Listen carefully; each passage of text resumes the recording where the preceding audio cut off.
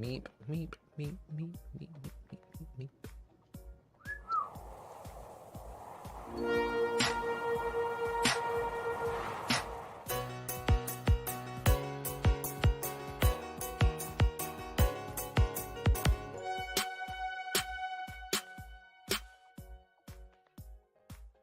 Hey everybody, and welcome back to your favorite media response show. We are X's for Show, and you can check the show out at X's for Show on all your soch, right? I'm not going to let that one go now, right? As for me, you can check me out at Nico Action on all of those same soch and more at Nico Action. That's NICOACTION, and I am so excited to be here. I like that soch is also the plural. It's on socias. Yeah, It's like moose. Yeah. Which, you know, the season has begun. Who knows if we'll see one, because the whole gang is squared away in my home in Portland, Maine, where moose are just a way of life, by which I mean there are no moose anywhere nearby, but there is a sign on the way into Maine from New Hampshire that says beware moose, and Nico has been terrified of driving up here ever since. 1,000%. I'm TK, and you can find me at TK Elemental on all those same soch. and that makes me your producer, Kevo, and you can find me on the socials, socii, socialingus at Kevo Rayleigh. That's KEVOREALLY. And we're here to talk some drag today, huh? Okay, Dots, but queens. We usually do the big question, just these three queens right here. Yep. But this question is just so fucking good that I could not possibly do the opening question without our very own Ross Matthews, if you ask me. Jonah, would you like to come in and play big question with us? Hey, Robbie. Hey, Robbie! Jojo, All right, you let's ready? bring him on in. Hey, Jojo, where can everybody find you? Oi, I'm down under for this episode. And if you want to see me not under anything, or you can follow me over on any social media at Peak Jonah. That's PEAK. All right, now I've put to you guys the big question this week, right? Oh man, Robbie, what a great contributor to X's for Show, longtime contributor and even longer time friend. Super grateful. And you're here for the question. So the big question right up front. We're gonna need an answer to it. The big question is, forget international editions, although I love every one of them and so grateful for those inclusions. What fictional world do you want to see Drag Race do? Let me tell you, I'm going to get us started. I am here for Drag Race Duckburg. I want Uncle Scrooge to be the sort of like curmudgeonly old, no, I expect to see better, kind of like mean old queen with all the money. I think Launchpad McQuack absolutely needs to be a member of the pit crew. I want to see him in there, like tiny little briefs. And I just absolutely can't wait to see the Michelle Visage-like ally Webigail grows up into for, let's face it, Huey. If any of Huey, Dewey, or Louie are going to... It's going to be type A. Huey one day is just going to be like, Lewis and the fucking news, I can't do this anymore. I need to be a queen. For my personal taste, Louis is like hot stoner top, and Dewey is just like a sweet boy. For modern frame of reference, Huey is Danny Pudi, Dewey is Jean-Ralphio, Is Ben Schwartz giving the best animated and Louis is Bobby Moynihan. So yeah, I see everything for what you're saying for all of the Duck Boys. So for me, it's Drag Race Duckburg. I need Drag Race Duckburgs in not ponytails or cottontails. Get them tucks going because it's Drag Race Duckburg. Woo-hoo. Tucks and tails.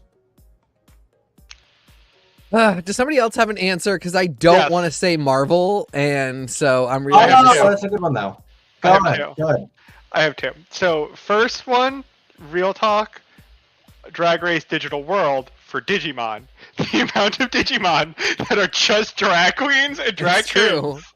Truly, Digimon pushes the boundaries of this is just a human with some extra parts. And some of these are also animals that are very sexualized in a ways that makes me confused in the best and worst ways possible. So I think Drag Race Digital World would be amazing. I mean, that conservatives think it was like any kind of hot, sexy men luring kids. It was Digimon. It's Digimon. Digimon fucked up the children's sexuality completely because it wasn't just like maybe I'm into men. It was like maybe I'm into this literal animal with cybernetic parts. Lizard Robot Man. You're joking, but Lizard Robot Mon is probably real No somewhere. one was joking just now. So Drag Race Digital World, Drag Race Digimon, I think that would be one of the best ones. But the actual answer, the one that I would love to see the actual crossover, Drag Race American Dad, but it's only the personalities of Roger. It's just they're all Roger. Yes. It's all Roger. It's all of Roger's female characters. Personally, my pick to win would be Lisa Vanderboob. I'm pretty sure she would take the crown.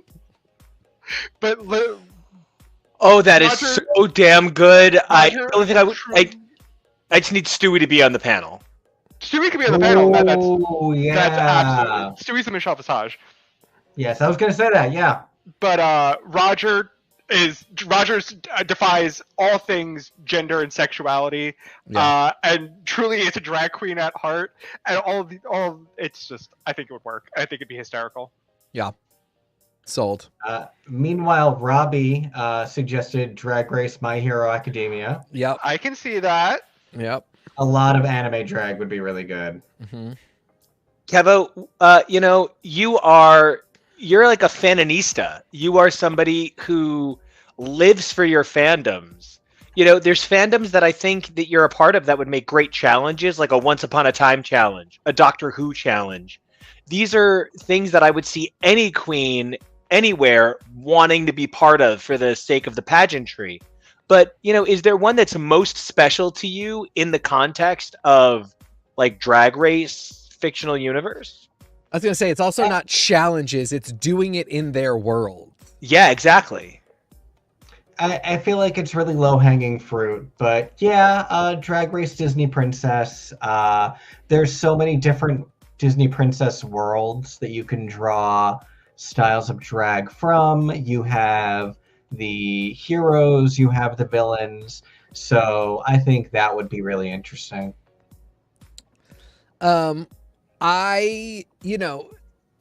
Star Wars and Star Trek, you can see that there is a drag world to be had in both of those, but I think it is just a little too obvious to go for. I'm going to go for the world in which it started already in the first game of the remake, Drag Race Midgar. There are so many men. Knew it. Felt it. Anything to see Barrett in a dress. There are so many men in Midgar who I just think, and the whole honey bee dance sequence with Cloud in remake is just so unhinged, but so good. Vincent Valentine doing a drag performance to "It's All Coming Back to Me Now." Oh my god! Where he is both Beauty and Beast. And it's just a little bit Judas Priest, you know what I mean? Yeah. Oh my god. Sid would do some phenomenal, shave Sid up. He's got the face, the cheekbones for it. Barrett's going to have some real trouble not giving boy, but he'll figure it out. Aerith and Tifa in like boy suits would be like so hot. Okay. Yep. Right. I wanna go back to your Star Trek versus Star Wars, though. Yeah. I would actually pick Star Trek between the two. I would absolutely, because I don't think Star Wars has drag. I think Star Wars has, there's aliens everywhere, so the performance is so... It's the opposite, that Star Wars doesn't have base level common garb that you see civilians just normally walk. Like, they don't have t-shirts and jeans. Right. So you in can't Star drag Wars. anything up. Like there's somebody who's like just normal outfit is Yeah. the drag race, Yep. you know, 100%. You cannot convince me that on every single Enterprise, every captain has one drag race night. Yeah. There's a drag Yep. Just on every to ship. make the crew realize that he's approachable. Just It's Picard. It's Yeah. Picard in a wig. well, and because Is he's it got that me? bald head, it just goes Oh, right, no. you know, got And then you nothing just to worry Sasha about. Velours, and the pedals come out. It's all replicator pedal. It just has replicator. It's just constant, eternal flow because it's a replicator in there. All right, so we've had the fun. We've done the We've had the- game. The It's rest of time- this will not be fun. Well, Get okay, ready, folks. let's get ready to talk some Drag Race Down Under. Yeah. I want to say that I've now watched a couple of international editions. I've seen Down Under. I've seen UK. We're about to start Canada. We've done, of course, most of the main series, most of All Stars. Really excited to do some of the Versus the Worlds. Really also excited to get into the non-Ru of the international editions. We watched Mexico season 1, episode 1 today. We watch Germany, or if you're from there, Allemande, season 1, episode 1 today, right? And I liked the seasons without Ru very, very much. But okay, so Down Under. Nar. Oh man, I don't know. I really think Down Under season 2 could compete with an American series, but there was a moment where Down Under series 3 just said, "No, we're going to start tossing totally talented queens who did nothing wrong aside." It isn't that I don't agree with who made it to the end, though I don't. Winner was perfect. The winner was brilliant. No one is here to shit on the winner. There were decisions made to cut Hollywood Star, to cut Floor, and I never felt that the decisions were well executed. It always felt like the missing minutes were on the cutting room floor. It really feels like where Ru goes to shake off the pill hangover after plastic surgery. I'm sorry to be fucking mean. That is really cunty to say, but We all do things. You're not judging. You're just making a statement. The decisions are really extremely odd. Not just like elimination decisions, but like that people are still. I had a friend on Twitter who is not like a Drag Race fandom person, who doesn't know what people are saying online. So they sit there writing like Alexis Michelle Jinx fanfic. None of that. Does not participate in anything. But he was like, I'm pretty sure RuPaul is not there. These edits don't make any sense if RuPaul is there. And like, there are a couple times where they get a wide enough shot that she is maybe there, because you can still technically fake that. But so much of it really does give the impression that she is not in the room with them, even if maybe she is there. Who knows? I feel like it's shot in such a way that if she needs to do reshoots, she doesn't need to be in the room with the other person. Yes, I think it absolutely could be that. I think it could absolutely be that. Yeah. And maybe it's just that like something about the area or the weather gets to her, so she screws up a lot. I really don't know the reasons, but two things. That workroom is insanely tiny. And I really thought by season 3, the show getting 3 seasons would give them a budget to expand 10, 20%. And so part of my thing that I said to him was like, I do think she's there. I think it's possible that the workroom is too small for them to get a good wide shot without showing way too much of what else is there. Right. And she doesn't want to get close. So those are the two things I just like, I can't get over is, you know, watching Mexico and Germany, these gorgeous, elaborate workrooms, which like America, now we got to step it up. We're supposed to be the flagship show. This is embarrassing. But then poor Australia, dude. Can I just actually on that, because something that really needs to be pointed out is I got to watch, the first episode of Drag Race Mexico, which that is a group of queens that get my sense of humor.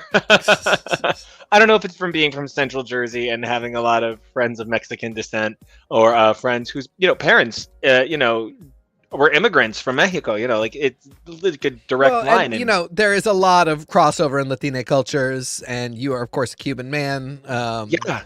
You know, And so I really get these girls. Like I really get their jokes, and I think they're really cool. But when I saw that unbelievable workroom, the first thought I had was like, you know, when they design the girl product of something, it's always a slightly different scale. And I always think about the Lego Friends collection, right? Where the girl, they're so fucking amazing. If you think that you don't want them, if you're a boy, you're crazy. But the girl set is this slightly more exaggerated long figure. The minifigs are taller. They come in pink and purple. And everything about the Lego Friends set is so deluxe over a regular Lego set, down to the pinks and purples of the pastels. That is what this felt like. It literally felt like an alternate take on the workroom as we know it. And like in these exaggerated shades, in these larger than life dimensions, in a way that's like, yeah, no, I'm sorry, but US, step your pussy up. It's really weird because they have the smallest workroom as well as the smallest stage, and it's just weirdly uncomfortable that everybody's just kind of crammed together. Like there's really not a lot of room, which is why the BMX challenge was also even more bizarre, because there's literally not enough room for them to be riding on these bikes, doing whatever they're doing. the song is a bit of an earworm. I do spend all day going beep beep beep beep beep beep beep beep beep beep beep beep. BMX bitches. Yeah, But yeah, I mean, that was same Jonah. song, That too. was the moment at which I was like, "This is unhinged and just wrong." Like, if you're telling me that this show can go 3 seasons, we watch the Drag Race budget scale up seasons 1 to 3, and you know, I think make similar leaps 3 to 6. There was a big jump from 3 to 4, but then you know, 4, 5, 6. I think we saw more increments. I think this show really has stayed steady in terms of what the production budget seems to be putting into it. I don't know specifically what's going on here. That's the insane thing. But like, but the cash prize is increasing, which is fascinating. yeah. So they have money from somewhere. Yeah, that's what I'm saying. Like, it feels like this is not. I'm not sure, because part of me was like, did they get like a 4-season contract, but like no money, but they have to do the show? I'm just very confused as to what's going on, and it is unfortunate because you point to, Jonah, the specific challenge in which it's like this has gone from being unfortunate, but we'll work with it, to like now you're putting people in kind of danger. The bikes are dangerous enough on their own. But that stage is too small for the bikes, and like, it just, the queens deserve the full stage. And I do wonder, for some of them, if the really claustrophobic production is part of what got in their way. I Drag Race, Nico mentioned it before, but going from season 1 of season 2 from Down Under for Down Under season 2 actually I think is really good. Yeah. I think it was a big step up. It was a great step forward in a great direction. It has good storylines. It has a great winner. It has memorable enough moments that I can quote enough about it, be like, okay, yeah, I remember all this. But I don't know what happened from season 2 to season 3, because it felt like production didn't know what to do with the cast that they had. There's no real storylines this entire season. They're mostly kind to one another. There's not nobody's Spanky Jacksoning about being this very very almost authoritative but very warm presence of like uplifting people. They're all just kind of nice to one another.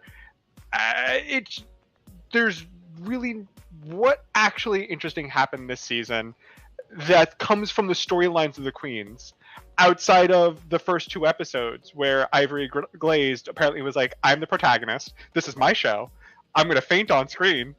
And I mean, my 2 actual favorite moments are RuPaul meowing for some reason and then going, no, you do it, piss. Piss. Piss.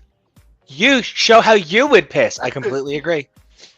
Like, I can say about at least this season where I often get a little bit afraid for a season like Down Under where RuPaul really only cares about main US drag race, and then she'll kind of care about UK depending on how she feels, depending on how her flight there was. She'll like it or not.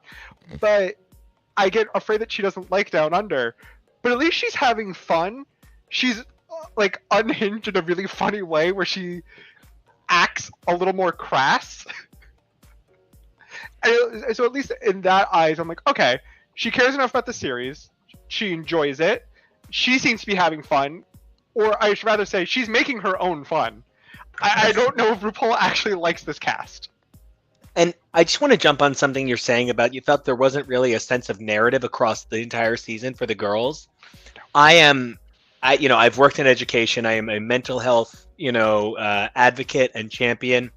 So when a queen comes forward about a mental illness or, having any way that they are differently abled, that's really important. But this season had so little to work with that it kind of had to treat ADD as the same thing as your mom dying in childbirth, because there was literally so little material. And that's what's fascinating. There wasn't so little material because these girls weren't interesting. There was so little material because these girls were so eager to work with one another, lift each other up, share in this victory, be part of this experience, that there wasn't mineable reality content for a show that actually works pretty hard to be kind of salacious even when it's not. Yeah. But it seemed like it was there. And like you mentioned stuff winding up on the cutting room floor. Floor, not a particularly nice queen in a really fun drag race way. I adored Floor, but like she was ready to be a little cunty. She was one of those ones that was like, I know what drag race is, and I'm going to gun my way into some screen time. I think she's a drag queen's drag queen. I think Floor, it would be a great queen to have in the dressing room. You're kikiing, you're throwing shade at one another. Versus the world material. Yeah. Really versus the world 100%. Floor, I think, really understood, I'm making reality television. This is how I'd act in a dressing room, but I'm going to amp it up a little bit for the camera. But she never came across unlikable to me. Yeah, but she even had that moment where she was like, I'm not trying to give you anxiety. I'm checking you with a question that actually could help if you can't answer it. Like, that might be a problem. But, she was a little shady when she said it. It was just when the person was like, well, you're being mean. She was like, that's actually not mean. No. It was actually helpful. If I wanted to be mean, I'd just let you fucking fail. Hollywood Star, similar thing. She really clearly was not ever trying to be mean. What? I want to ask then, can we start referring to that as your drag side manner? Because what you're talking about is the quality of how a person expresses their level of concern. There's a quality of almost teacherism to it that I'm looking out for you in a way that's meant to develop you. Yeah. And there are people that can be like, hey, I really want to work on this skill. You really have the talent to bring it to that, like just to be a vocal coach. You have the talent to bring it to that B. You have the talent to bring it to the Barry tenor B. And conversely, you have somebody who might be like, you miss that B every time. You really need to get your ass up there. And that's two different things. Now, I certainly don't think Floor ever verged on that extreme of get your ass up there.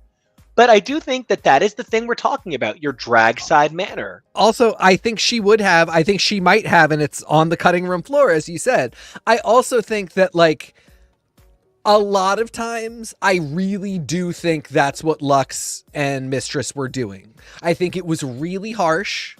I think I can understand why it came off as really harsh. And I know you really did not enjoy watching it at times.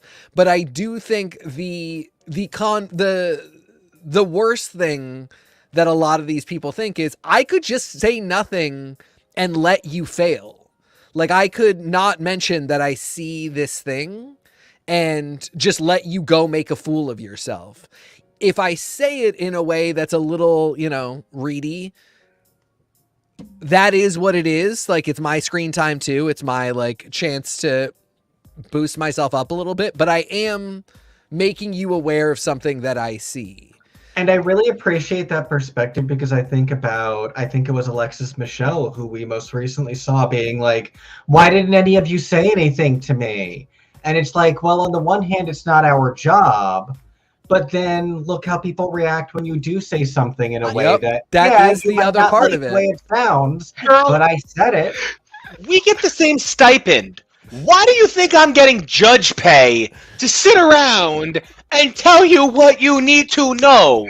We get the same stipend, Alexis Michelle. It's straight up labor policy. I'm worth it at 41 hours, so I'm worth it at 30. You know what I mean? So unless we're going to start paying these queens overtime, Alexis Michelle needs to check her privilege on being like, why aren't you all migrating? Producer Alexis Michelle, God bless her heart, poor Pheromone, just want to talk about how she felt bad about the challenge and how she thought she was going home. Having to be like, well, I guess it's my fault that Alexis is going home because I didn't say anything. Pheromone looks like the genderqueer Chipette. I don't even know what else to say. That's a really great read. But I want to talk about there's also, as the digital age and more bedroom queens come to light, come to prominence, think to themselves, okay, I've established myself a career online.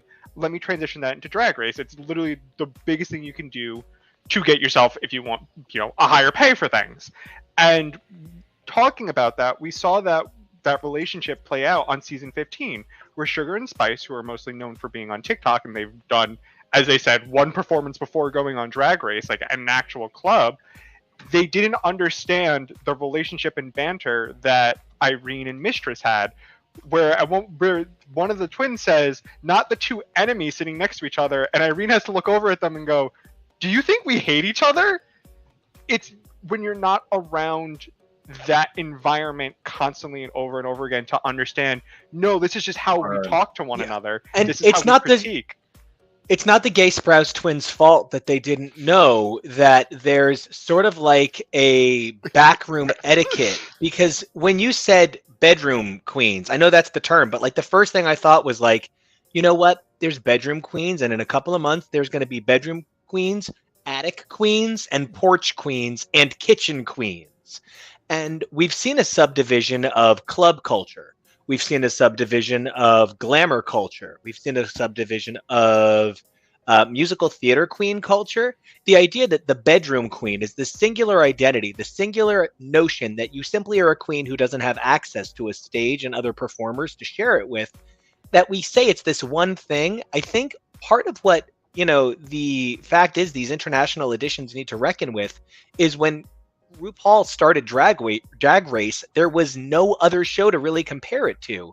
But now all of these international editions have all of the references you're making to compare it to. And that is a much taller order than when there was literally nothing.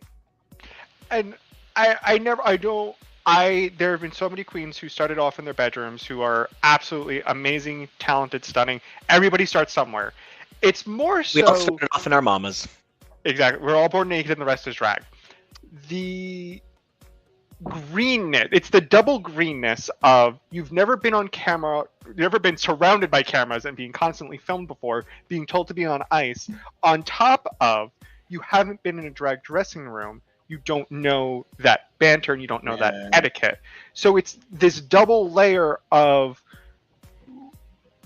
I do not know if Ivory Glaze is specifically a queen who's done a ton of performances. If she's not, she really says she has not. She could be the cover model for a Toys R Us calendar. That'd be a great gig if they were still with us. Rest in peace, Jeffrey. That was a giraffe. The longer the neck, the closer to God. Put that on a t-shirt. Put that on a t-shirt. But it was just one of those things where it's like you can tell, but the real unfortunate thing is that was a very interesting storyline of Ivory Glaze not understanding this interaction of this is a reality TV moment. You're getting camera time, which should be your goal. Your goal should be to win, but your second goal to be as much positive camera time as you can get. Because Ivory, you're looking like the victim here. You're getting everything here. And two, they were genuinely trying to help in that moment. This isn't even a case of, oh, something that Mistress or Luck said could be a little bit determined to be harsh, so I can see why some people might react a little more defensively about it. This was like a genuine question of, do you think you can get all of those words out? You're writing yourself a lot. We don't have a lot of time to record this and learn this and memorize it. You're going to A, get those out, and then B, be able to mouth them again later? Are you sure? And you know what? I think that's even part of what we're talking about. There's a level of professionalism that unless you've been tested at a professional level, you kind of just don't get. And I think that's part of when we're talking about drag side manner, something that RuPaul often struggles to explore properly on screen in like a 10-second burst. When she's like, look, I'm just telling you how it is. You will not make it out there. And like what she's really trying to say is, you're going to hear it from me or you're going to hear it from a casting agent, and the casting agent is going to call you fat. And like, I think that is part of what Sugar and Spice not understanding backroom etiquette is kind of an example of. And then when we come to a queen like Ivory Glaze, we as Americans are at a further disadvantage to understand what's going on in the sort of like Australasia oceanic drag scene, in part because number one, it is definitively different. Yep. We sometimes look at American camp drag and we look maybe a little bit down on it. You know, in a world where Darren Criss and Nathan Lane are both competing to sing the same song at Christmas, it's really easy to point to the younger, sexier Darren Criss and say, you know, that's the look. And I think in many ways, American drag has decided, like much of American media culture, to sometimes look down on the classic in favor of what is newest. I'll be really fascinated to see the aging of K-pop, if K-pop becomes the next hip-hop in as far as a burgeoning form of music that never falls out of favor again and remains popular, or you know what its future will be. But to that end, I sort of think the camp of drag in America has seen the end of its reign, in part because RuPaul, the queen of American drag, has said that American drag is glam and that is what it is. And so when I see that essentially Down Under is more camp than it is high glam, and you can be a glam queen, but you better be ready to camp it up in a way that very few American glam queens need to do, it really changes our conversation a little bit in a way that makes me feel at a loss for some authority on the topic. I mean, I will say, sorry, Jonah, go ahead. Something I just wanted to mention is I've talked about this green room off camera, off screen, haha, but I look at US Drag Race and I see distinctive styles. You see campiness, you see glamour, you see hyper performance where they, you know, dance the house down, boots, mama work for your nerve, literally dropping from the ceiling. And then I look at the UK Drag Race, and I'm like, okay, that's about the more like the intimate performances, the singing live, the cabaret. They put on these. It's maybe not always about the specific look of glamour and styling, but it's about giving you this like really interesting show experience. And then I look at Down Under, and across these 3 seasons, I still feel like I'm struggling to figure out the general drag culture. They don't really seem to be hyper dance queens. I think maybe drag might lean a little more campy than it does. I agree, it might lean a little more campy than glamour, but doesn't feel like it goes full camp. It feels like they're just like brushing their, you know, dipping their toes in it. And it doesn't really seem like they're, you know, they're doing these cabaret performances, the live singing, you know, sitting down playing a piano, the Victoria Scone, the Joe Blacks of the world. Doesn't seem like they're doing that. I'm struggling to, as somebody who's not from there, I'm struggling to see what is their drag culture actually like. And I feel like there's another level of disconnect that we're not getting that from the show.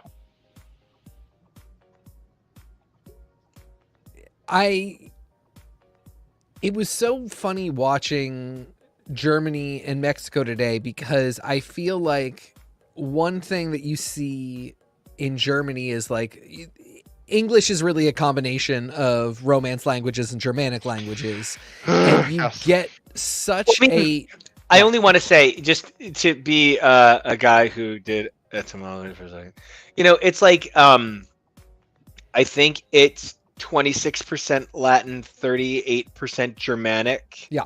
And like we just take for granted how much our structure is Germanic. Right. For this.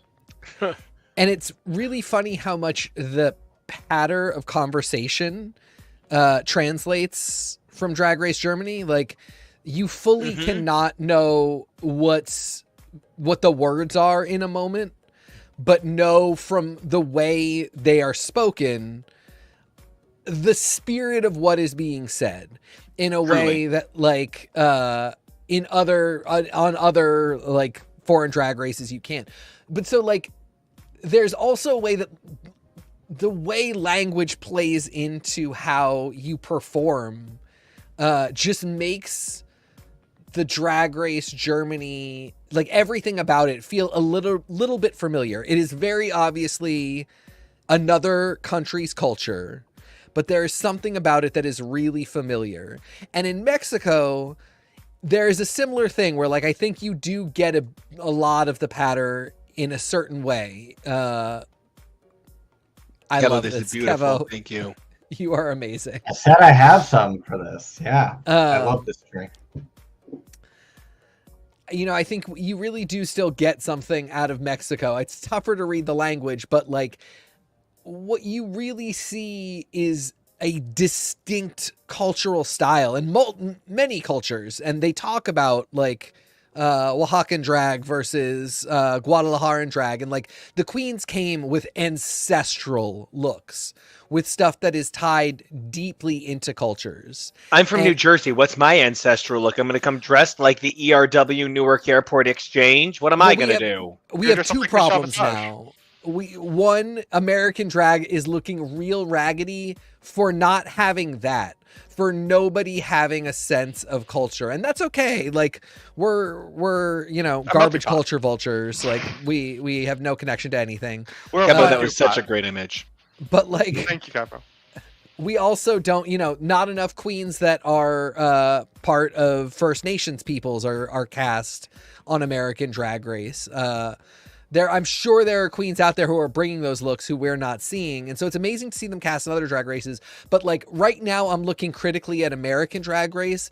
I'm looking really sadly at Drag Race Down Under because, like, for one thing, we know that we have Indigenous queens on the show. We have them every season.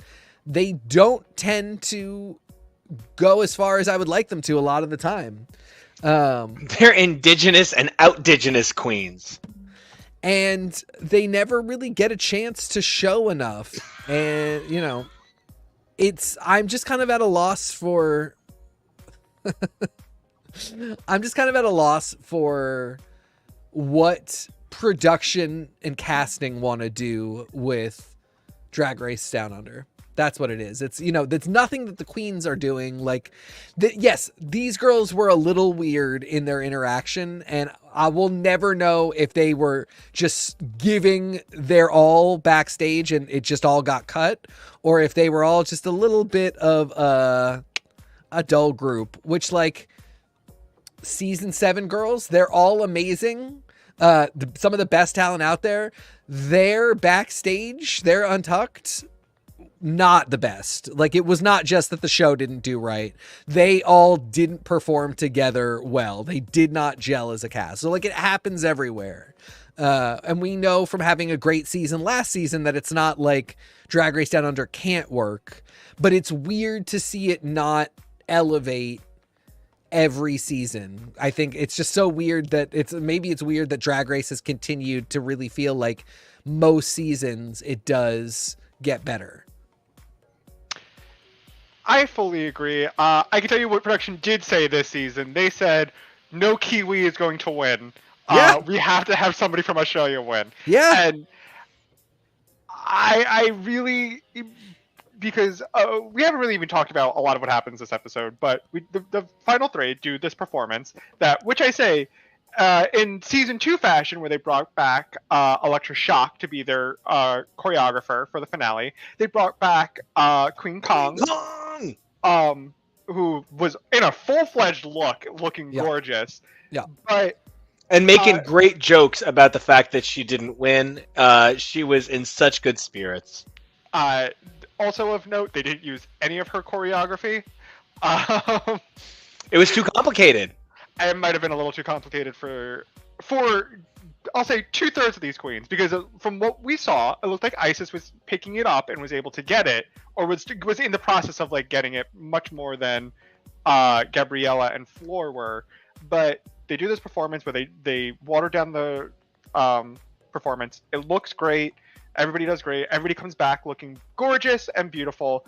And where I thought the final two were going to be Floor versus Isis. It was actually, or at least all three of them. My real honest reaction, I didn't think anybody was going to get cut. I thought it was going to be the three of them lip syncing, which they did the past 2 seasons. Yeah. But Floor was cut. Yeah. And I can't help but think that was a specific decision of we cannot crown 3 people from New Zealand in a row for whatever internal reason. They've logicked this out for saying this, and that's why Floor was cut at the final 3. I personally don't agree with this. Yep. This is not trying to shade Gabriella in any way, shape, or form. She seems like a pretty great queen. I would love that shirt that she's wearing at her confessional. Someone sent me the link. But I don't know if I saw her at the top 2, if that's what they were going to do. I said this from the first time we covered this season. Isis was my pick to win. I was very, very happy with her performance throughout the entire season. She did great in the finale. So outside of as someone said, outside of Ella Vidae in the finale, she wasn't not going to lip sync for the crown. But I did notice that very specific production decision to cut Floor, which felt weird because it felt like Floor was the shining star of the season. She got that sob story moment, which is a legitimate sob story. I'm not making fun. It also felt like they were like, you know what you did. We're not gonna talk about it. You know. It's your time. It's also very possible there are queens that they cast that don't make it however far they make it, but you can tell production likes them enough that they're going to come back in some capacity. Sure. There are plenty of queens. My personal favorite example of somebody who gives great TV that they brought back relatively soon after the season, Scarlet Envy. Scarlet Envy, I think, makes very funny TV, and as soon as seeing her on season 11, a lot of the reaction was they're gearing her up for All Stars. They know she's not going to win this season, but they're going to gear her up for All Stars because she makes good TV. And I see Floor, as we mentioned earlier, doing very well on a Versus the World. Whether we get a Down Under Versus the World, whether she goes for Canada or UK, I think she could do pretty amazing and kind of dominate. I think the other thing is Australia Down Under feels so far removed from like Los Angeles, from, where everybody goes. It's the successful UK queens, the top like 1 or 2 per season, get over to LA, and then like even a queen like Bimini, who I think is one of the best queens in the history of the entire franchise, one of the best queens out of UK, has made an incredible career in fashion in Europe. Yes. Throughout Europe, she's modeling. She looks gorgeous. She's so goddamn funny. I just think she's amazing. But that's like a whole other thing. Like, she doesn't show up on any World of Wonder productions. But she, in her confessional look in her season, she looks like the Mogwai of Emma Bunton. That confessional, I was like, I don't like this girl. She makes me fucking uncomfortable. And then she did Release the Beast Bimini, and I was converted forever. And then I started following her on social media outside of Drag Race. And while it really is just kind of like a mix of hair and tanner not working, in the real world, I think she's so cute. As even in like the boy looks, I think, are so cute. I think she's just gorgeous in every single way and so funny. She's my favorite. A bird in the bimini is worth 2 in the boulash. I think she would love that. But like, it takes a lot to get out of the box of your area on Drag Race and like try and break into international success, which means going to LA. Can I add on to that? Yeah, please, of course. because I did some research about it, and even though she has her own show, Yeah. season 3 UK winner Crystal Versace talks about how she's struggling to find work and opportunities as a drag queen, and even she literally won the show, and she's struggling to find ways to kind of break even more into the scene, which is such a weird thing to say about somebody who's a winner, but a lot of that comes down to what are you promoting? Yeah. Bimini and Taste being able to break into the legit modeling world and model all their way across Europe and do it so amazingly is so fascinating. We have Lawrence, who's this amazing, funny, charming person who's now hosting the Las Vegas The residency. audacity. But you have someone who actually won the show that drag package didn't really develop more than I'm this beautiful big-titted bimbo. Look how gorgeous and glamorous I am. I think that's also If you're gonna do that, you have to Jimbo it. Like you do have to Jimbo. Yeah, like, and that is how Jimbo got his ass out of Canada. Like you have to do some. It's tough. You have to hustle, and I just feel like, God damn, Down Under is so far removed. Like, I'm so fascinated to see what happens with Germany, especially Mexico too, because like Germany, again, like it just feels kind of disconnected from America, but the drag is so high level that I could really see Ru wanting to put, like, I could see Ru calling Pandora Knox as soon as that intro went viral and being like, get to LA. Mexico is 20 minutes away. Like, some of these girls live right there. Not hard for them to get up, and holy shit, their drag is amazing. But like, if you're Lackluster in the middle of the fucking ocean, completely not near where the rest of this is happening, I really, I am being funny, but like, I do worry because some of these girls I think are great, and I pity the struggle. But I also, like, I'm looking at Thailand, Philippines, like there's a whole other world in Australasia that like maybe that's where some of them are destined for. Can I make another comparison? Yeah, let's go. To build on to you say you worrying, it's very similar to this conundrum that Project Runway has, where 90% of the people who compete on Project Runway, no matter if they win a challenge, no matter how far they make it, do not stay in the fashion industry. Yeah. They just literally don't.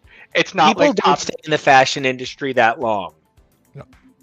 There's very few people. There's really only like a large crop of people who've competed on Project Runway that's still designed to actually designed to this day, compared to something like Top Chef, where everybody there is a chef, and everybody will be a chef when they go home. Yeah.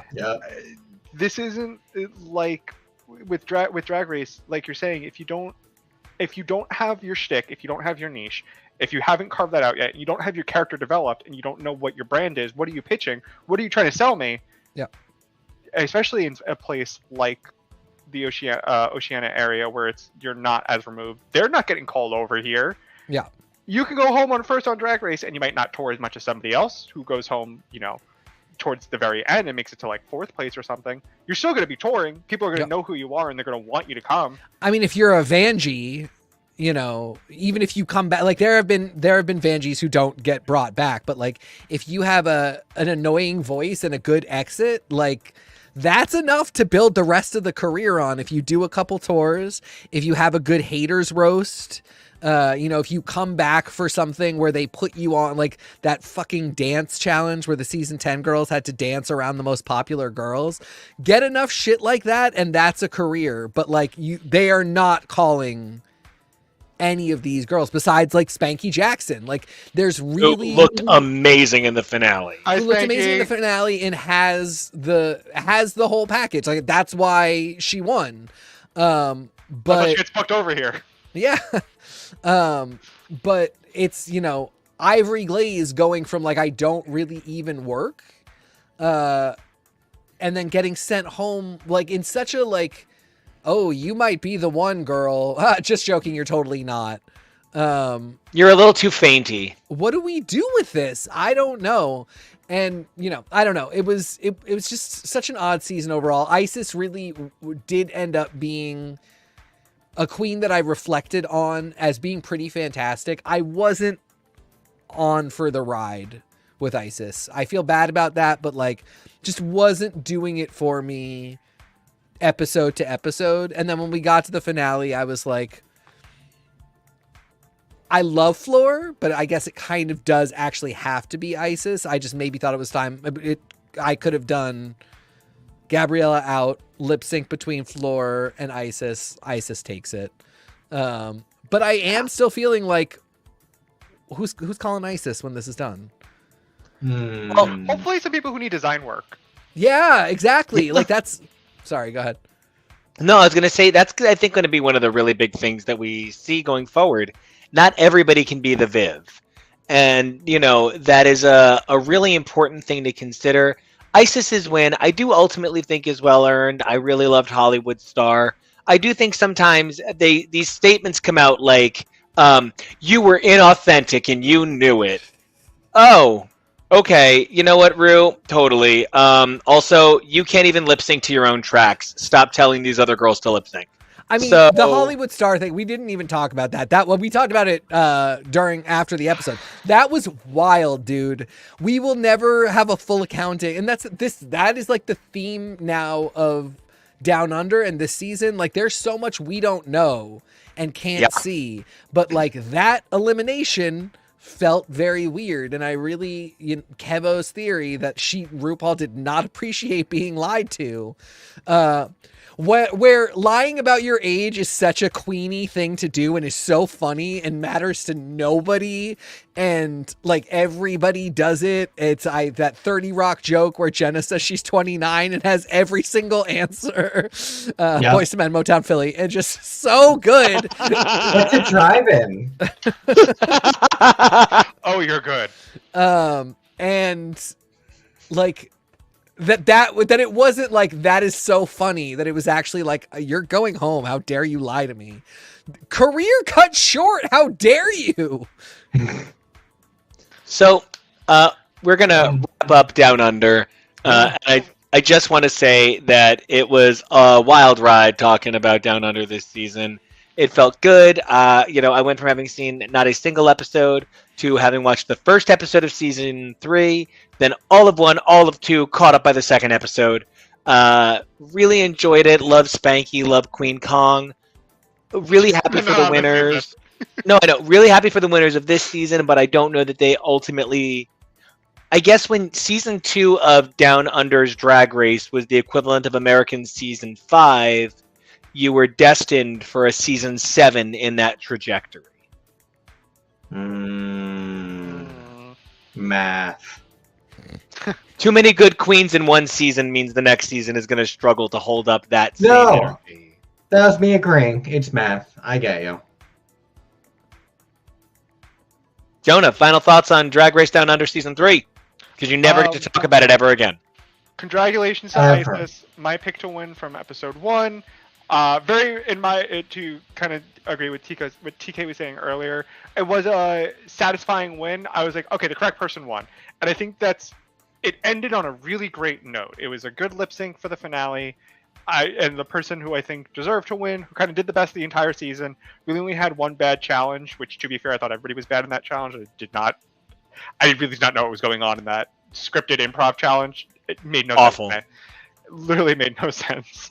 It was genuinely not a good moment for the show.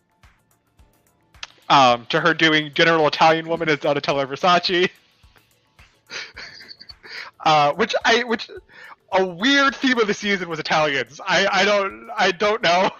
Maybe they were trying to gear up for Italia season 3, which I think was recently announced, or something with Drag Race Italia is in the works.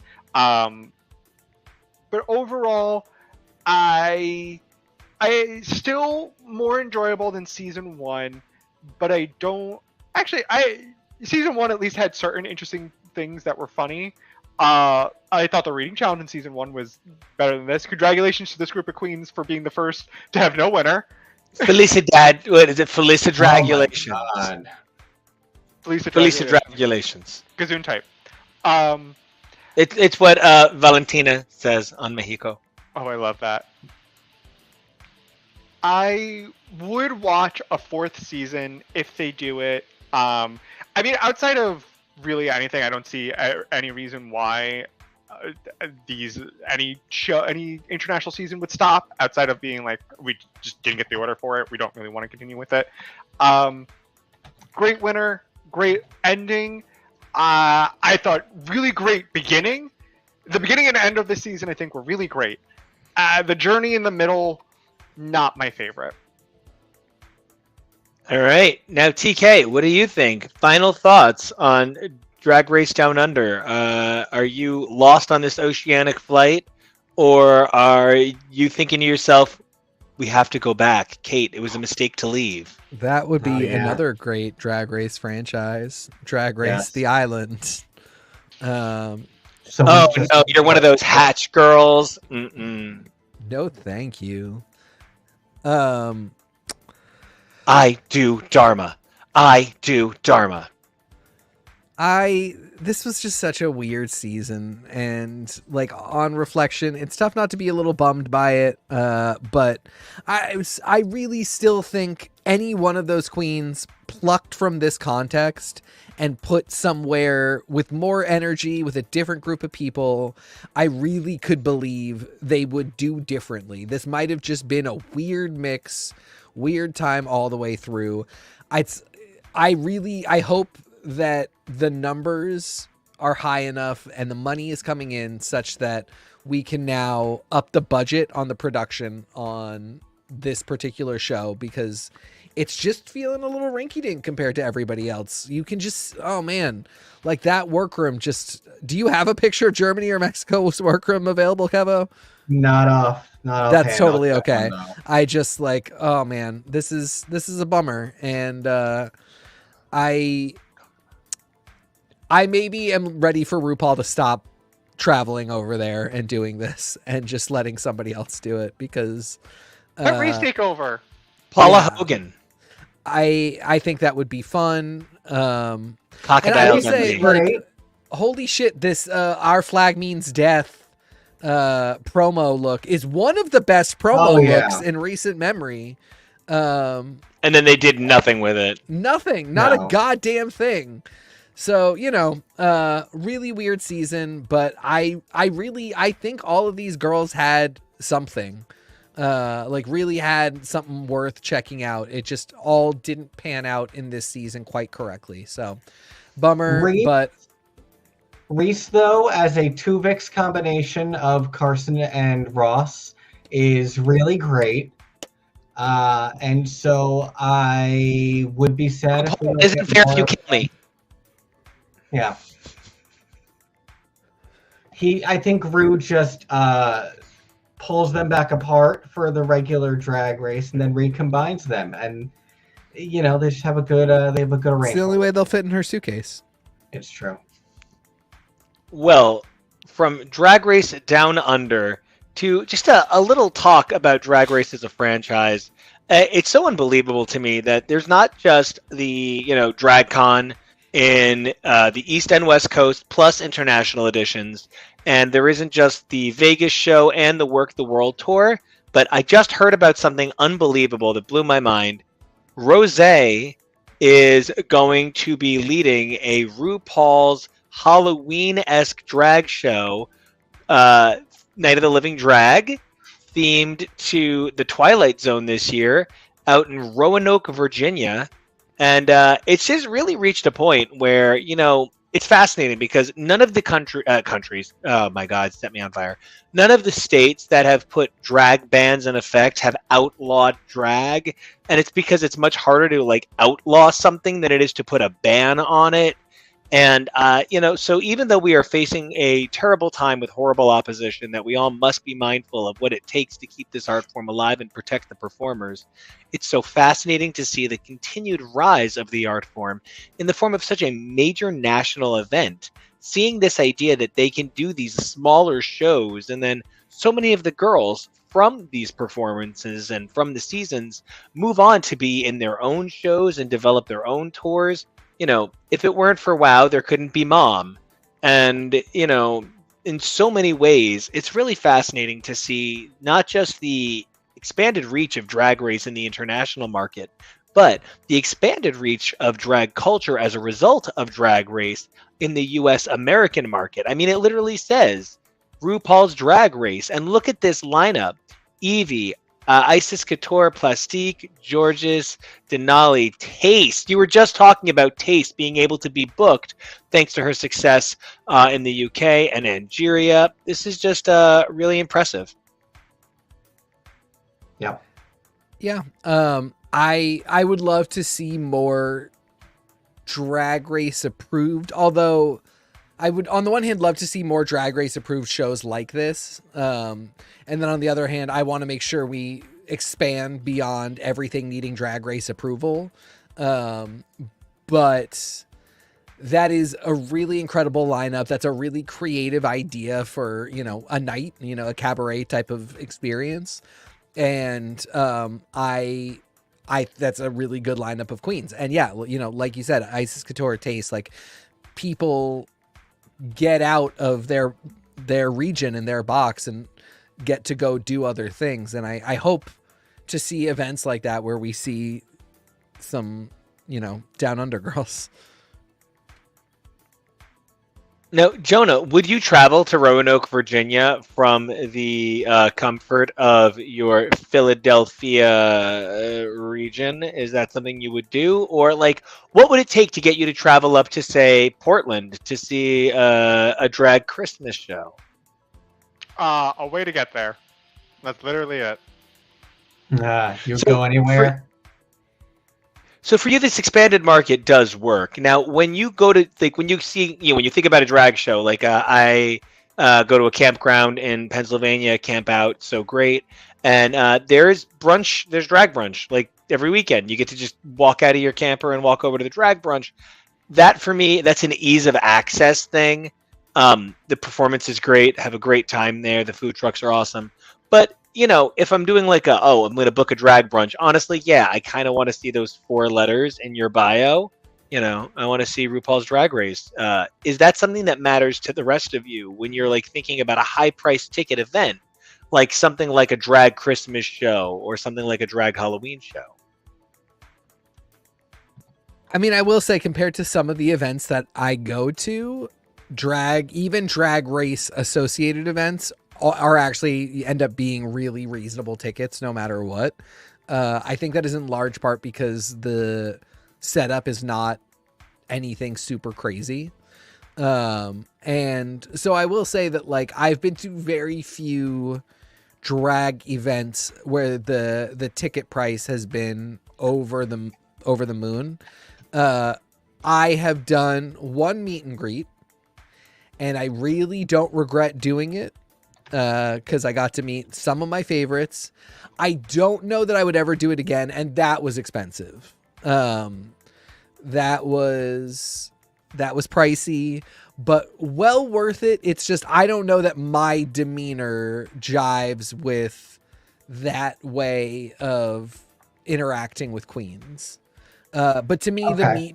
the meet and greet is kind of the bigger question about price when it comes to drag events, because the ticket prices actually are always really reasonable. But, like, would I pay a big chunk of, like, Tori Amos ticket change to go see Jinx Monsoon in some capacity? Yeah, realistically, I probably would. I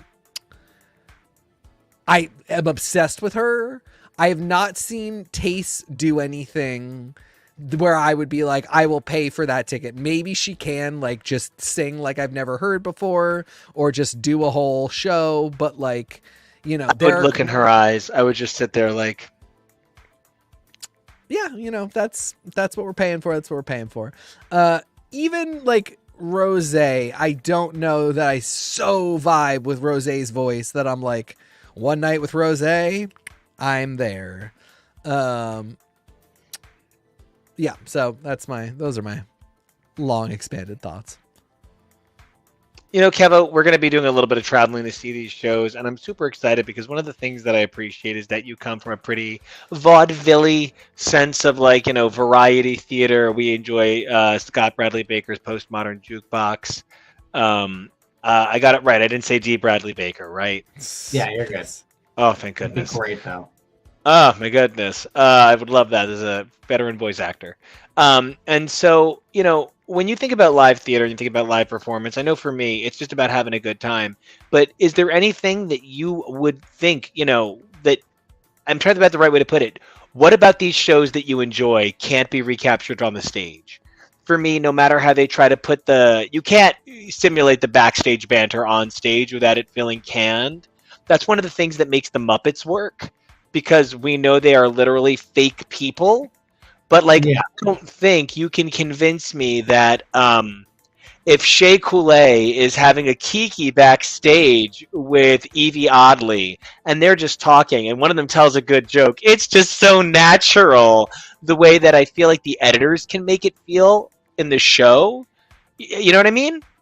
But I feel like you are sacrificing an element of that reality when you go to live theater in the first place. There are things that can happen live and spontaneously, but we just watched the Glee 3D movie and we got halfway through it and we're like, oh, they're in character.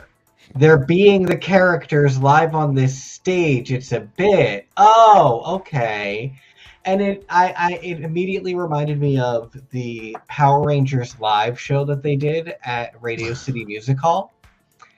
And you know that this is all hokey and staged, and it's just part of it, and you have to surrender to it. You in situations like this are usually there for so much more than just the one element of the media. You're there, especially in this, for a lot of personality. Yeah. Personality, as well as yeah. Now, Jonah, is that something you would miss? Are you someone who's like, no, I need the people? So. Because that is, as somebody who's watched, not calling anybody out, babe, not loving you and not putting you on blast on air, but I guess we got to do this thing for a second. I'm Kurt Loder coming after Jewel for misusing words in her book of poetry. But something that happens sometimes is you're like, no, I love that performer, and I'm like, I don't think they're great. This episode wasn't great. They seem like they're not really in it. That wasn't a great vocal performance, and you're like, no, that's the editing. Who she is. If you check out her stuff on social media, she's such a nice person, and I'm like, right, but the talent's not there. And you're like, no, it is. You just have to go check it out online. And I'm like, these editors making me do all the work, right? Would you miss getting to hear Taste be funny and giving her 4-line catchphrase? Is that something that you need, or are you just in it for the girls at this point? A little bit of column A, a little bit of column B. I think I need a mix. I need little mix. Little mix. Sweet melodies. Not copywritten. Or no, yeah, it is copywritten, but not enough to copyright this. For me, it is the mix of both. I need the entertainment on the show. Can you be entertaining on a reality competition show? But also, are you entertaining in real life? Is that who you are in real life? Because sometimes it might not be a one-to-one translation. So oftentimes that's why I look at other content and look elsewhere to see, like, okay, is this actually how you act normally, or are you just on a TV show and this is how it's being portrayed? And I am at a point where there are so many seasons of Drag Race and there are so many wonderful and talented people that oftentimes I'm like, this might not have been your time. This might not have been the opportunity for you. You'll get them next time. Maybe. Who knows? All right, guys. I think a little different than we'd planned. We thought it would be a little bit more segmented, but it's funny how trying to talk about any international edition of Drag Race sort of automatically begs the conversation about the nature of the reach of Drag Race and how it's affected so much. The one thing I do want to bring up that we didn't get to talk about, and it's just kind of a footnote, Valentina chooses to share the stage with her co-host when she walks down the runway before judging. A woman defined by her ego chooses to share the spotlight in a way that perhaps redefines her as kinder. Now, I don't wish to spoil who went home in Germany or Mexico because I don't believe Jonah's had a chance to watch either of those yet. But the thing I do want to point to is in Germany, every episode, every queen referred to the thing about the challenge, their signature look. They kept being like, "Ja, alles allen über und den signature look, alles aber üben," and like it was just 1,000% that. And I understand why you want to use like a proper noun. You want to use something that the audience can continue to come back to. Lingo. The lingo. Yep. But so then in Mexico, Valentina does not say "and don't fuck it up," despite saying "fuck" other places in the episode. She said, "and please do not screw it up." And I understand it's because there's linguistic differences, but in Germany, they don't say signature look to describe things out of nowhere. So it's just really interesting, the things that need to be consistent brand elegance across all of the places, and things that can be a little bit more, just throw on whatever you got, say what works. Well, and I think that's fascinating.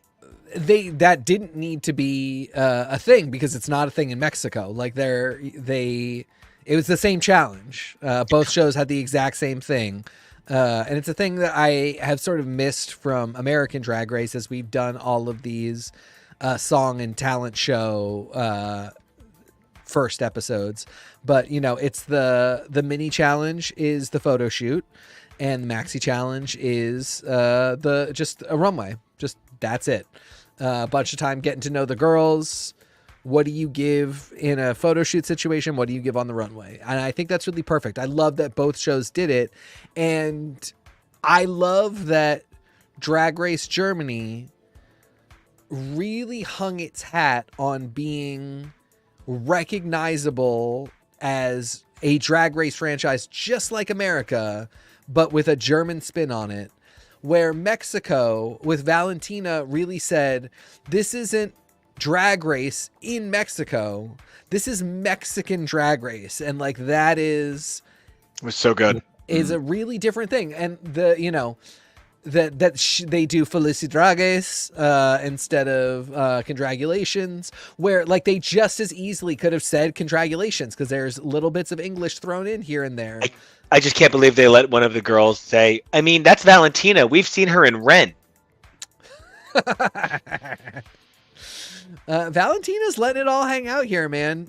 She's coming into the workroom without eyebrows. She's with like abuelite hair. It is everything to me. Yeah. She really is showing that like the character never stops evolving with her. And there's always another card in her deck to pull. It's not always going to be the right card, but she always figures out how to play it from there. And I'm really fascinated by both shows, that they are kind of running parallel to each other. I think Germany is a couple behind Mexico. But that they're... Oh, I just realized we're doing this the week that the UN is meeting. Well, there you go. And we're about to start UK 5 on Thursday. Yes, we are. There's all kinds of stuff happening. And like, it's exciting because, again, like I said, Drag Race Mexico, that's 2 hours down the freeway from where Drag Race, the original franchise happens. And they really are not being like, this is the exact same thing. We just happen to be speaking Spanish. These girls, their drag is something different. It is deeply ancestral. A girl came out as a muñeca. Like, she literally came out as a traditional Mexican doll. Girl, win. There is so much culture layered over every look and, every entrance look. I'm sure they're not all going to be like that, and they don't need to be, but like, holy shit, the 3 looks that we got, entrance, maxi, runway, absolutely blew me away and really threw out the idea that like this would be anything apologizing for itself. A bitch did straight up come out as Angela wielding a keyblade, and that is unreal. That was Germany. Yeah, I mean, that's really exciting too. Pandora Nox, I think, really broke the internet that day, and I'm super excited about it. But like, I saw a lot of fantastic looks there too. It's a very exciting time, and like, I've been watching Drag Race Philippines. I just love Jiggly Caliente as a judge. She's fantastic. I can't wait. Jonah, okay. So we're going to say fondue to everybody's, as I kept saying yesterday, absolute favorite real native New Yorker. But until you return to the airwaves to help us discuss Drag Race Staten Island, where can everybody find you online? Also, I'm pretty sure before you were talking about the Olivia Newton-John movie Xanadu, right? Xanadu. Yeah. If you want to follow me singing about Xanadu, you can over on any social. Or Xana don't. Xanadu, Xana don't. Let's just call the whole thing off. You can follow me anywhere on any social at Peak Jonah. That's Peak. Well, until we have all the All Stars come back to freak out about meeting Xana White, we will see you next week, JoJo. Bye, everyone. Bye. So, all right, we are usually so much more organized with our scripts, JK. We just usually run long. But I think one of the things that happens when you wait like a week to talk about a finale is sometimes you're able to get your thoughts a little bit more focused and a little bit cleaner. 100% that. Because I've been thinking about this all season. And, while we did not compartmentalize Mexico and Germany, I actually think getting started on those in the wake of Australia really kind of changed a lot of my perspective, where before it was a lot more. And so that's why we couldn't really, I had to bring them in super early and reference them a lot, because so much of it was like walking away from Down Under being like, man, they screwed that up. And just seeing these other seasons, I don't think they screwed it up. There's just something's not right. And we talked a lot about it, but like my perspective on it did shift, having watched Mexico and Germany. Now, I kind of want to open this up to something really weird. And Kevo, you can get every asset you want to get, because I'm not trying to give anything behind the scenes away here, but this is absolutely a disaster show episode of Studio 60. But instead of, this is not the comedy we meant to make, these actually aren't the powerful points we meant to make per se, because in listening to the conversation, we had a little bit about 30 Rock, we had a little bit about Drag Race. Something that has really been on my mind is I have long been deeply critical of the later seasons of 30 Rock. And when I go back and I rewatch them, honestly, there's whole episodes I don't laugh once. I feel terrible because I think every one of those performers is brilliant, and I think those writers are incredible. But I also want to point out that those are the same writers that wrote Joey, the spinoff of Friends. There's like 6 writers in common there. So, and they're not all diamonds. Exactly. And when I rewatch Desperate Housewives and I watch season 8 and I watch season 1, it's painful. There's whole episodes of Desperate Housewives season 8 that I don't enjoy. It does not hold up the way I want that magic to hold up. But something that's been really fascinating is Kevin and I have had a few problems with shows like this, like Stargate. We keep getting stuck in the middle because it's 10 goddamn seasons. We're slowing down a little bit on Voyager. There is a point at which a market hits oversaturation and the comparison automatically becomes less kind. And I think that what we need to consider here isn't so much that necessarily, I would say that Drag Race Australia, Drag Race Down Under, that, whole network, because I guess now I just want to call it Australia for the sake that they got the win. But one of the things that happens with Down Under is that it represents the 30th season of RuPaul's Drag Race. Something like Yeah. Mexico, something like Germany represent new ideas in that same iteration. And when I think about something like 30 Rock, or I think about something like even that 70s show, to bring up a hot button topic, and I'm only bringing it up, I'm not talking about anybody else. I just want to talk about Topher Grace for a second, because Single Parents is a real triumph, and it really Home deserves Economics. another. Home Economics, thank you. Whole same thing. Home Economics is such a triumph, and it really deserves another season of giving us Jimmy Tatro take off his shirt. And I just really, when Topher Grace left that 70s show, nothing else changed. So you can continue to compare those final seasons.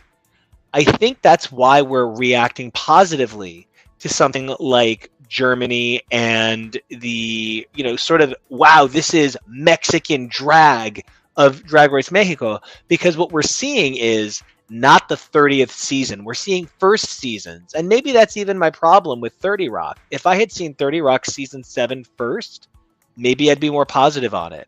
I know that is why I don't like Great News, which is sort of the heir apparent to 30 Rock. Still a media show, a lot of the same writers, kind of funny woman can't get out from underneath the people holding back her strength and ability. I do wonder if the comparisons are what make it unkind. I think I love you bringing up Great News, especially because I think Great News is an example where the fine-tuned elements really do matter. And I did not care. I've never especially cared for that male lead.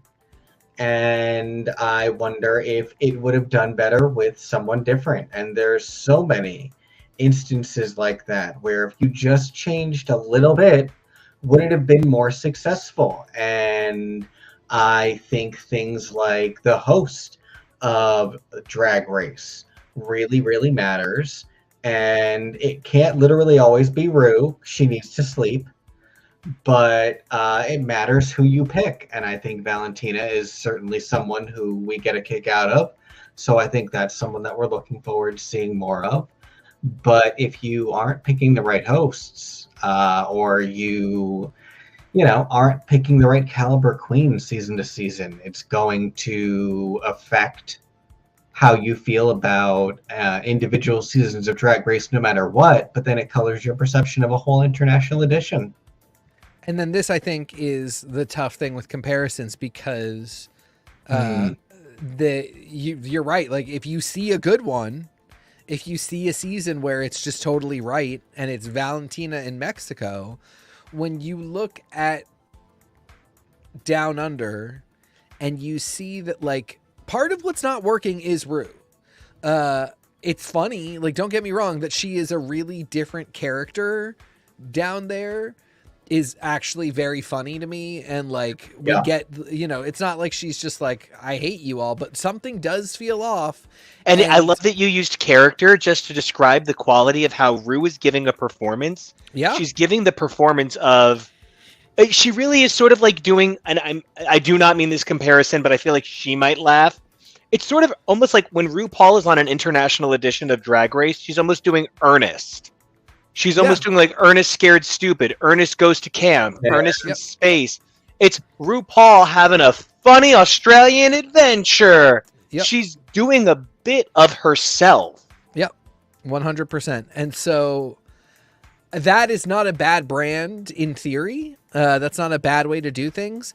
It is not working in Down Under. I think it's working in UK. In UK, it is just American enough. And like, I think she maybe could be really successful in Germany. I don't understand why she didn't do Canada. I think Australia isn't working for her. And just seeing how much, Valentina worked in Mexico, and how much Barbie Breakout and Johnny Jovanovic work in Germany. What a stunning man. Yeah, super handsome. Seeing how great all these other hosts work, it does, like, comparison is the thief of joy, sure, and like, it's not the best. It may come off unkind, but like, I just am seeing the many ways in which it's not working in the same way in Australia that these other international seasons are. And, with that same point of comparison, it's where it's a little bit different than comparing Star Treks, right? We're not saying, oh man, I like Star Trek US so much more than I like Star Trek Mexico. We're saying I like the Star Trek where they explore more than the Star Trek where it's a base, more than the Star Trek where it's them trying to get home, more than the Star Trek where it's about traveling through time. Like, we're making different points of comparison. And I think when your show is actually about creating stories of performers in their art, what you do wind up with is this sort of, the performers are responsible for carrying so much of the direction. And all Ru can really do is produce and react, but unless she puts words in people's mouths, unless it's going to become RuPaul's AI drag race, she's not going to get what she wants verbatim. And that's where you actually really are at the, I'm just going to say, the quality of victimization that is a producer trying to force you, and the quality of victimization that is a producer can't make you do things. And so, I know who won Project Runway Season 20. We haven't talked about it on air yet. It was spoiled for me the next morning. Honestly, part of why we haven't talked about it more is because I was truly let down by this season. This went from my favorite reality show of all time, but the last 2 seasons have truly worn my ability to love this show the same way. And I'm just really taking a big break from Project Runway emotionally and mentally at the moment. The nature of the eliminations showed no sense of consistency. And part of what made that so hard for me is you need to make a decision about what is the judgment factor of a show. Because when Nina Garcia missed 2 episodes of this season of Project Runway, which saw 2 of the most legendary competitors in the history of Project Runway eliminated back to back, I was left wondering, is she just going to come home and be like, no, I'm going to use the Nina no, and then I'm going to use the Garcia Nina. Because I will not have these 2 eliminations. I simply do not agree. And that's not what happened. She just comes back and goes, oh, I can't wait to see who got eliminated. Oh, What? I'm so sorry. That's insane to me. And that's something that when, one of the words that came out of Valentina's mouth was, I am one of the 2 people responsible for deciding who goes home. Final judgment. Yep. Oh my God, that she really has some producer power. That means we're never going to get an episode without Valentina, in the way that Project Runway just doesn't feel like anybody is the brand. Is the brand fashion? Because then you're fucking fumbling the barrel at this point. Yeah, I mean, it did feel like the brand ambassadors were Heidi and Tim. And Heidi was not a great person, but with the balance of Tim, who, I have been inundated because of knowing you guys. My timeline has been inundated with just Tim Gunn bits from, Tim Gunn on a podcast talking about how he went and renegotiated everybody's contracts from the first season and was like, I will walk because this is so unfair the way you're treating these people. And I won't have it. So give them what they actually, the big thing was, the season 1 winner, the contract was, we get 10% or something. There was maybe even more of everything you earn, no matter what. You could work at a McDonald's and you give us 10%.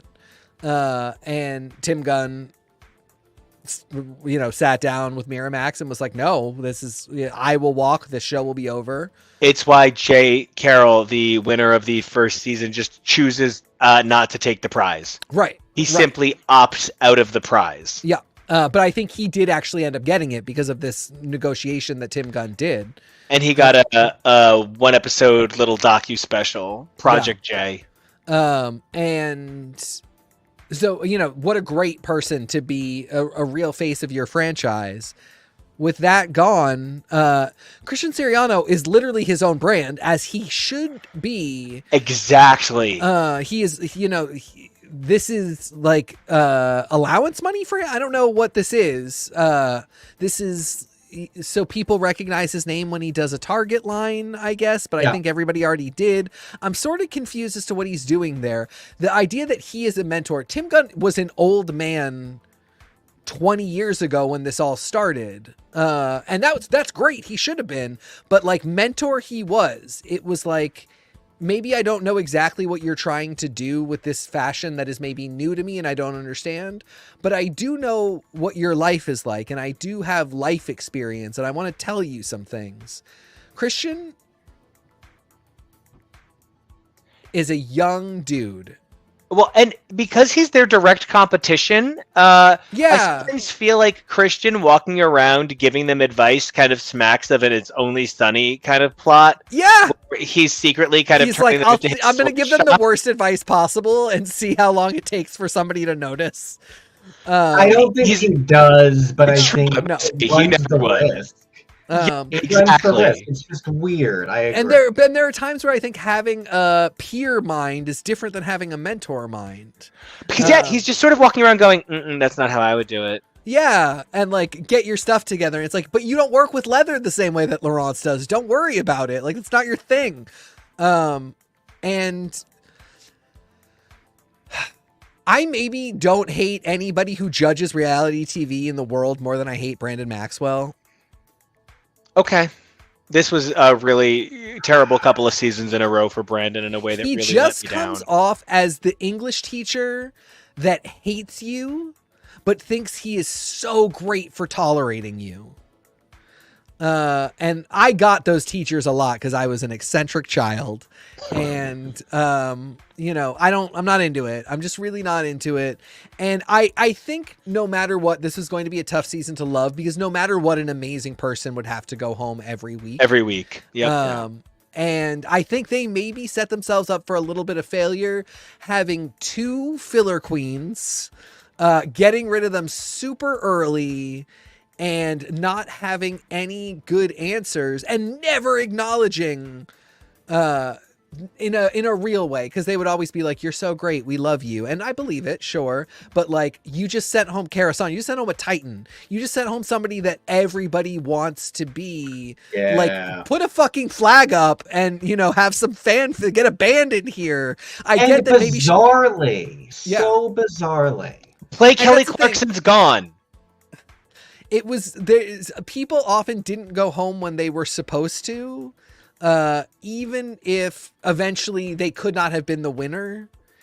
So it just felt weird no matter what. Like, I don't think Kara necessarily would have made it to the end, but I think she would have made it in, top 4 or 5. Yeah. I was gonna say. Maybe top 3 and didn't win, but like, she left too early, and it was just kind of like, bad luck, bitch. And I really felt like it should have been like, we all have to stop and take a minute, because we just sent home one of the most important people in the history of this franchise, and they kept doing it. The only one that got week like it was no big deal. The only one that got the fanfare that he deserved was Rami, because Christian saved him and almost kissed him in the weirdest moment of like, you can't go home because I am in love with you and we haven't finished exploring this romance.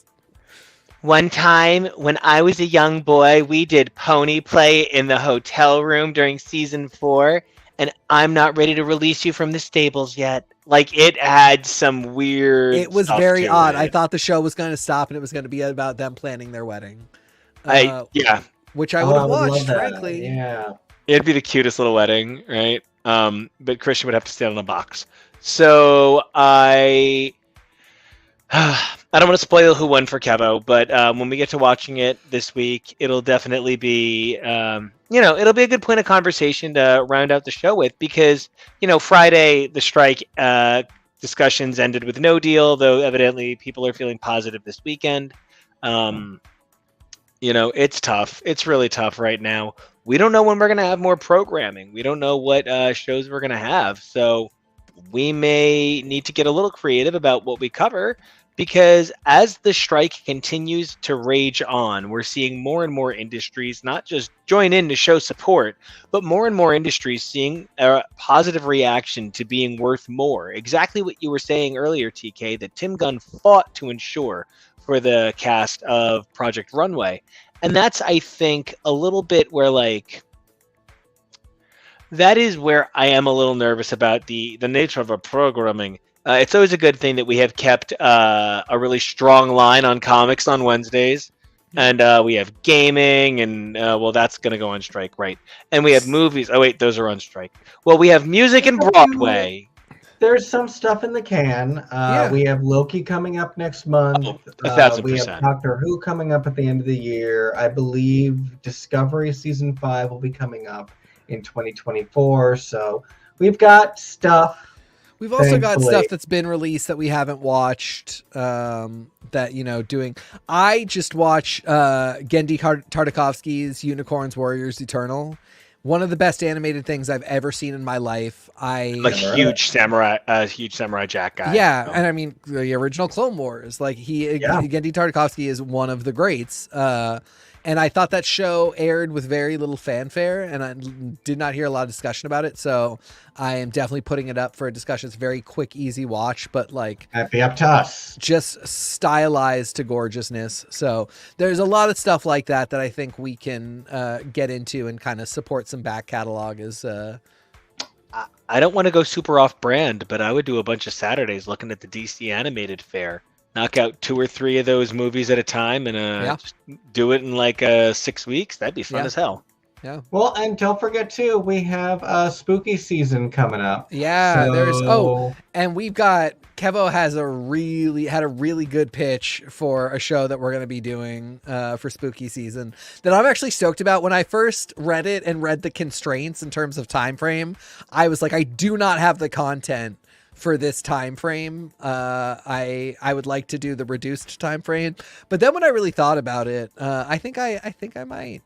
For a really good theme that I don't think either of you will do. So I'm like pretty stoked about it. It is my lane for spooky season, and I'm very excited about it.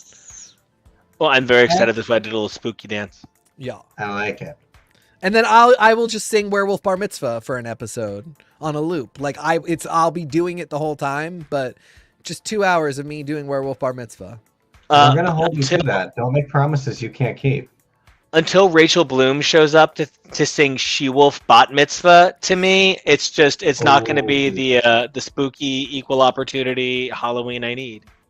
No. So, all right, guys, I think I'm gonna call it on this one. This is Let's perhaps go eat some dinner. We're in the same holiday. I'm so excited. Yeah. It's amazing because I get to stay and broadcast from so many incredible places. I did Asbury Park last weekend.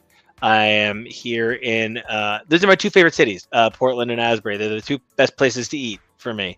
So because New York just that's not even a question. New York is like a place that is it's own like energy. Saying you like being on Earth. Oh, okay. Yeah. Hot take, I like bacon, you know what I mean? So I like pizza too. Yeah, original. So anyway, it is so great getting to do this show. I'm really excited. We've got a broadcast for you Wednesday. It's going to be awesome. And then we're going to come back to you guys Saturday and Sunday next week with more amazing goodies. But as Kevo pointed out, it's time to get pretty spooky with it. So I think you're going to be seeing a little bit more spooky stuff. Anybody who has checked out our back catalog, you can check out some amazing coverage of spooky classics like Alien, that whole franchise. And I have an extraordinary number of feelings about the Conjuring universe. And anybody who wants to talk about my love of the Warrens, the fictional ones, not the real ones, should just message me to talk all about them. Do we not have a new Conjuring movie just now? We have the Nun 2. And here's the thing. The Nun 2, nonsense. The Nun is perhaps my least favorite film in the entire Conjuring universe. But my problem with it, that it was just a number of generic, forgettable jump scares, evidently has been rectified in this second one. And I am very excited that the second one evidently is focused more on a story-based cerebral horror in line with the first 2 Conjuring. More of a scare. Maybe we should throw that on the board. I'll watch all the Conjuring movies 1,000 times. I just think they're terrific.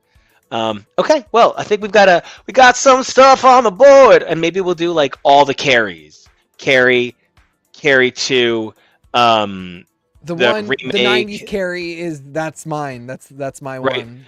We can do the Riverdale musical if you want, because Oh, I'll God. also want to do the real musical. So, oh, and then we can do the Joni Mitchell song. All right, Nico. Okay, so Kevo, tell us, where can everybody find you? Wait, hold on. I was typing out a thing so that I can pop it up on Oh. the screen. And please, by all means, let us know what Halloween/spooky content would you like to see us cover. Yeah. Leave a comment. Anything, exciting or interesting, but it's us, so we always have our own special brand of potpourri that we are going to bring to this holiday season, as well as the next one after, and then beyond that, and who knows. And in the meantime, you can find me over on the socials at Kevoreally. That's KEVOREALLY. Teak, what about you, sir? You can find me at TK Elemental. Nico, where can everybody find you? You guys can find me for the next week celebrating the start of fall in the unbelievably beautiful Portland, Maine. You can, until then, find me all over the soch at Nico Action. That's NICOACTION. And if you want to follow the show, you can check the show out on all of its own soch at X is for show. That's X is for show. And until then, 3 things I need you to do for me. Number 1, I need you to stay safe. Super important. But in all of that safety, I also need you to, number 2, be brave. And you know what being brave leads to? It leads to evolving daily. 3 things only. And until then, don't forget, I guess a couple more. Like, subscribe. We'll see you next time. Bye.